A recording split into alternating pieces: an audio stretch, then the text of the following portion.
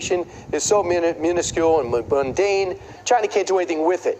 But they are very wrong. Here to explain why it all matters is Michael Allen. He's a former member of the National Security Council under Bush 43 and now the managing director at Beacon Global Strategies. Great to see you, Michael. First off, why should people care? They're entertained. They don't want to be bothered. What does China want to do with them? Well, I think your setup piece was perfect. It's not the dance videos. It's the other data that the app collects. Your GPS data, what your online preferences are, your hobbies. And that all goes to the Chinese government. And then here's the part that everyone ought to be concerned about. They can use that information to develop a profile on you, try and figure out what narratives or arguments that you might find persuasive.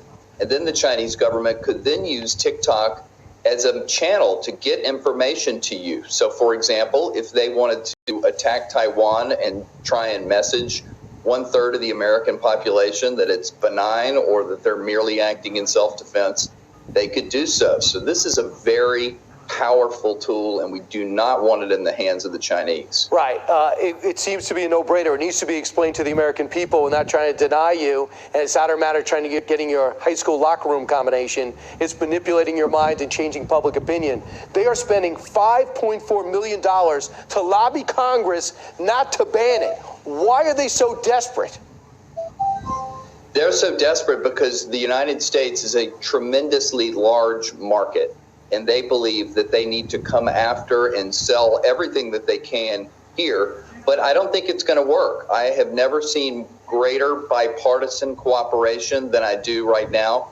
And so I believe that they are going to absolutely attack TikTok, not only by way of regulation, but there are numerous pieces of legislation across the Congress. So, Mike, the other thing they're saying is, what if we sell it? What if we force ByteDance to sell it to Oracle or some other company? Would that be okay with you?